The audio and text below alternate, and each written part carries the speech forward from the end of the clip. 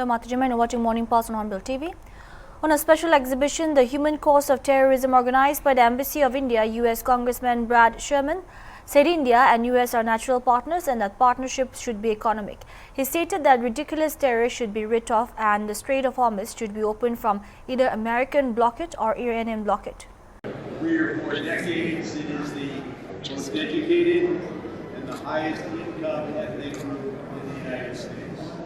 And I've been involved in the US-India relationship for 30 years as well, having chaired the Asia Subcommittee of the Foreign Affairs Committee, having spent 30 years and counting on the Foreign Affairs Committee, and having served as co-chair for 4 years of the India Caucus, which is the largest. For India, we think of Mumbai, and we think of the terrible deaths that occurred on April 22nd, that we are here to remember, to recognize, and to mourn.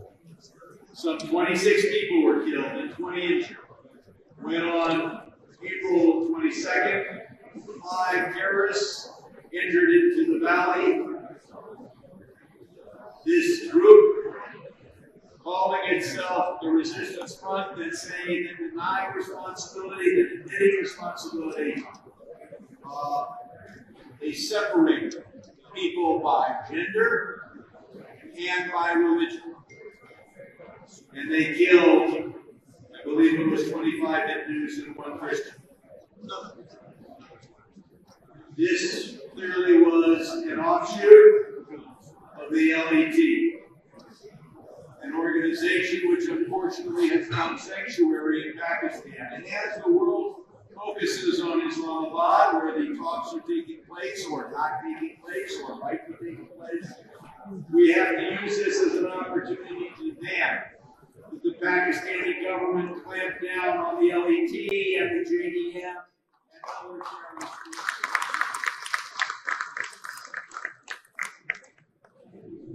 America and India are united because we are the oldest democracy and India is the largest democracy. But we are also united in mourning the victims of terrorism. We see this chart here going back to 1985. So many Indians who have suffered at the hands of terrorism. Now, I was, of course, to open a consulate in Los Angeles.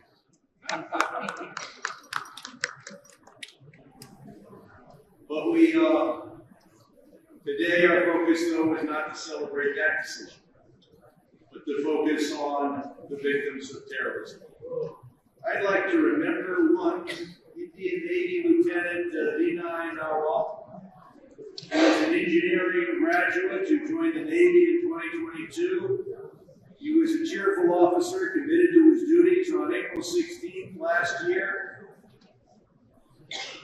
Then he married his fiancée, and then they planned a honeymoon in Switzerland.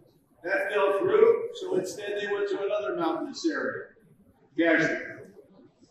And it was only 6 days after the wedding that Lieutenant Narwal was viciously killed in attacks by terrorists targeting him. His wife witnessed his death. His wife, for just a few days, witnessed his death. And his remains were returned to his family on May 1st, which would have been his 27th birthday.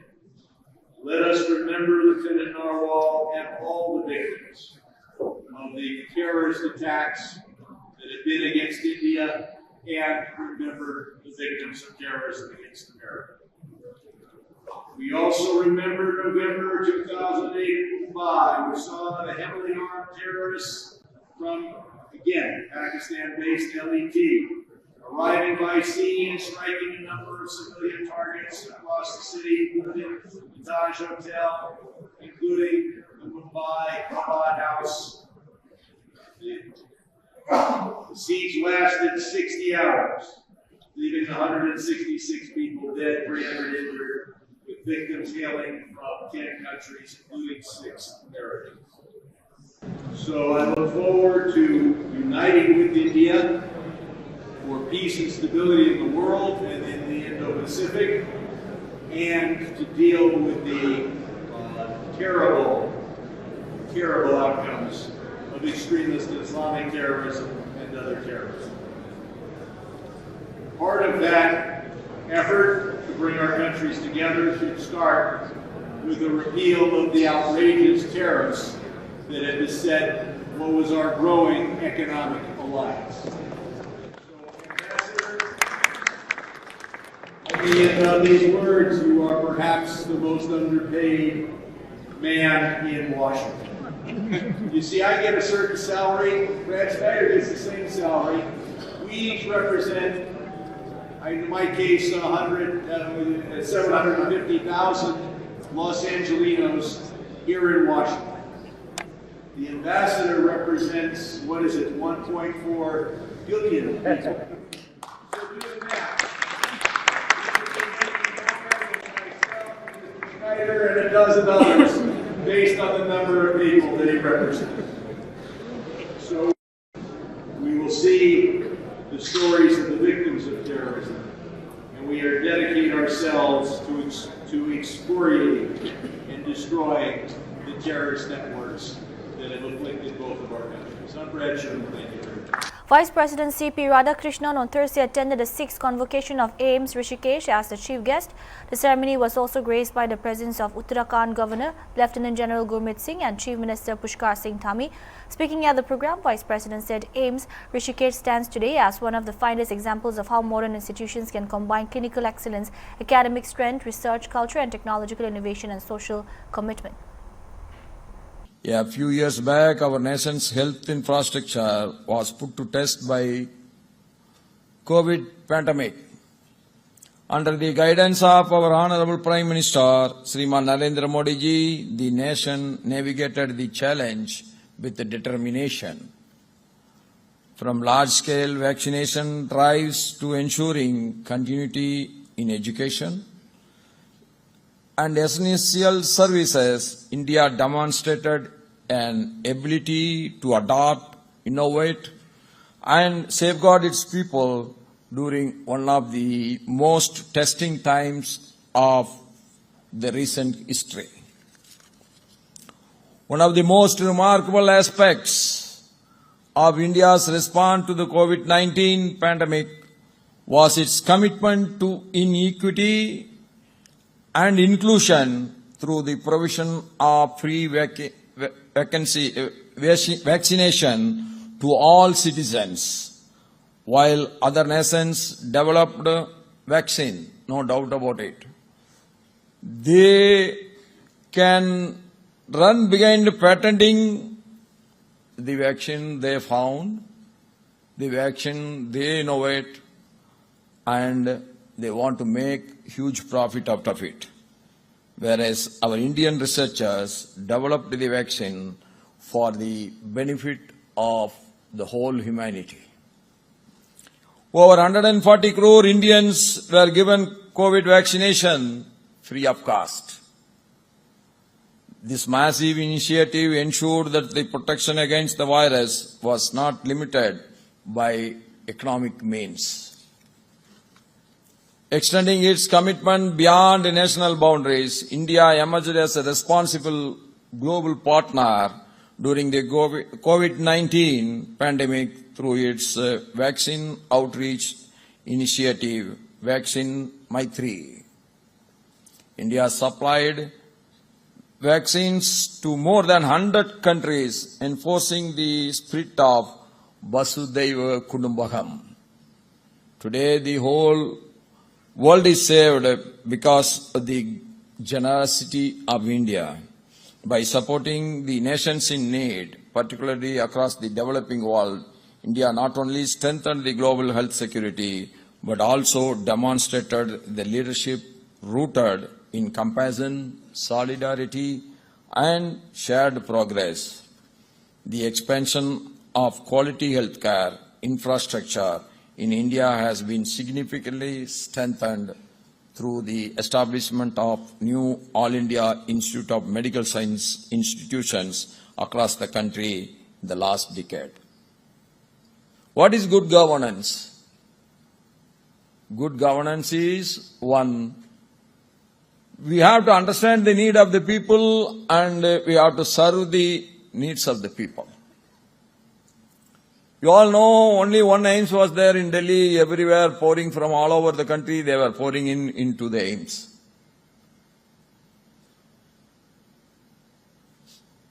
More patients are pouring in, definitely the service will decline.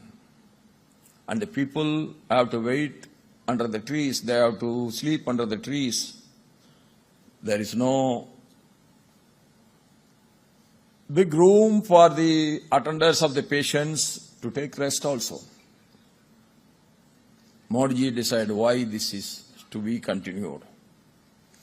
We take the AIIMS to the people. So nowadays, the AIIMS facility is available in almost all the states except few. AIIMS is there in Jharkhand, AIIMS is there in Patna, AIIMS is here in Rishikesh, AIIMS is there in Tamil Nadu, AIIMS is there in Assam. At the same time, a big resting hall has been created in the AIIMS Delhi with all facilities so that the attendants also have their own rest or their shelter to attend their patients. This initiative is aimed to make world-class medical education and advanced healthcare system available to the underserved regions. AIIMS Rishikesh stands today as one of the finest examples of how a modern public medical institution can combine clinical excellence, academic strength, research culture and technological innovation and social commitment. External Affairs Minister S. Jaishankar on Thursday underscored the importance of defense, security and maritime cooperation in India-Africa relations, highlighting the vision of Mahasagar as the driving force while speaking at the launch of the theme logo and website for the 4th India-African Forum Summit IAF. 4. Jaishankar said today Africa occupies a central place in India's foreign policy. India's engagement with Africa is guided by a clear vision, a vision rooted in the principle of equality, of mutual respect and of shared progress. The Viksit Bharat 2047 and Africa's Agenda 2063 are both complementary roadmaps which are geared towards prosperity and progress through sustainable growth and inclusive development. The story of India's freedom struggle is itself closely linked with that of Africa. Our shared history of struggle, of solidarity, of resilience, and of aspirations continue to shape our partnership. Today, Africa occupies a central place in India's foreign policy. India's engagement with Africa is guided by a clear vision, a vision rooted in the principle of equality, of mutual respect, and of shared progress. The Viksit Bharat 2047 and Africa's Agenda 2063 are both complementary roadmaps which are geared towards prosperity and progress through sustainable growth and inclusive development. The broad principles of our engagement with Africa were articulated by Prime Minister Modi in the Ugandan Parliament in 2018.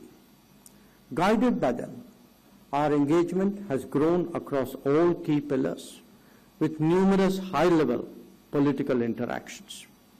I myself have made more than 20 visits to African countries and our ministers of state, many more. India has also expanded its diplomatic footprint in recent years by opening 17 new missions, new diplomatic missions across the African continent, taking the number of our missions there to 46. This clearly demonstrates our long-term commitment to engaging with every region of the continent. A defining feature of India-Africa relations is our shared vision for a more inclusive and representative global order. India has consistently supported Africa's rightful place in global governance. A seminal step in that direction was the inclusion of African Union's permanent membership in the G20 during India's presidency in 2023. This reflects our firm belief that the voices of Global South must shape global governance in times to come. Our cooperation extends in areas like climate action, renewable energy, resilient infrastructure, environmental conservation, and a more sustainable future for Africa. After all, African nations are key partners in Indian-led global initiatives such as the International Solar Alliance, the Global Biofuel Alliance, the Coalition for Disaster Resilient Infrastructure, and the International Big Cat Alliance. India has emerged as one of Africa's largest trading partners and bilateral investors. Trade and mutual investments have seen a robust growth in recent years, driven by strong economic complementarities. Our record in this regard speaks for itself. India has placed development cooperation and capacity building programs at the core of our partnership with Africa. This partnership is aimed at African priorities and local ownership. The African continent is the largest recipient of Indian overseas development support beyond our immediate neighborhood. In the last decade, through concessional lines of credit, through grant assistance and capacity building initiatives, India has supported a wide range of projects, including in energy, agriculture, water supply, transport, healthcare, education, and digital connectivity. India has also been at the forefront of training African candidates under its flagship ITEC, that is India Technical and Economic Cooperation Program, and by offering ICCR scholarships. The Indian Institute of Technology in Zanzibar, the National Forensic Science University in Uganda, the Entrepreneurship Development Center in Rwanda, and various centers of information technology in several African countries. All these are examples of our people-centric cooperation aimed at nurturing talent and building capacities. Rajasthan Youth Affairs Minister Rajyavardhan Singh Rathore on Thursday claimed that voters are being forced to leave or forget their rights to vote in West Bengal. His statement comes following a series of poll violence. He further stated that it was not just the responsibility of the Election Commission but everyone. He also commented on Mallikarjun Kharge's statement on PM Modi. देखिए, मतदाता कोerशन से, दबाव से मत डाले या अपना मत का अधिकार छोड़ दे, ये एक मजबूत लोकतंत्र की निशानी नहीं है। मतदाता फ्री होना चाहिए, हर तरह से सुरक्षित होना चाहिए और अपने मन से वो मतदान करे, ऐसा माहौल होना चाहिए। और ये सभी की जिम्मेदारी है, केवल इलेक्शन कमीशन की नहीं। आज इलेक्शन कमीशन को मैदान में उतरना पड़ रहा है मतदाताओं की सुरक्षा के लिए। उन्होंने आदेश दिए केंद्र सरकार को कि आप वहां पे सिक्योरिटी फोर्सेस लगाइए। अब बंगाल के अंदर जो टीएमसी के कार्यकर्ता हैं, वो सुनते हैं कि हर सोसाइटी के बाहर गश्त लगाते हैं, पेट्रोलिंग करते हैं, बाहर जाने से रोकते हैं, धमकी देते हैं, फोटो खींच लेते हैं कि बाद में देखेंगे। इसमें लोकतंत्र थोड़ी ना चल सकता है। आप संवाद करो, डिबेट करो, चर्चा करो, अपनी बात जनता के सामने रखो, आपके माध्यम से डायरेक्टली रखो और उसके बाद जो नतीजा है उसको स्वीकार करो। इसी से ट्रांसपेरेंसी आएगी, इसी से लोकतंत्र मजबूत होगा। हर्षवर्धन जी, जो कांग्रेस प्रेसिडेंट ने मोदी जी के बोला कि बिहेविंग लाइक अ टेररिस्ट, कैसे देखते हैं? देखिए, राजनीति और चुनावी भाषा के अंदर दिन पे दिन स्तर गिरता जा रहा है और ये एक पार्टी के राष्ट्रीय अध्यक्ष जिनकी उम्र तकरीबन 80 के बराबर है, उनसे तो बिल्कुल भी उम्मीद नहीं थी। तो निश्चित रूप से कहीं ना कहीं हताशा दिखाता है, फ्रस्ट्रेशन दिखा रहा है। चुनाव एक के बाद एक कांग्रेस हारती जा रही है और भारत की संस्कृति भी ये स्वीकार नहीं करती। तो उसके अंदर एक संवैधानिक पद पे बैठे नरेंद्र मोदी जी को ये कहा जाए कि आतंकवादी शब्द से उनको पुकारा जाए, तो ये तो बहुत ही घटियापन है।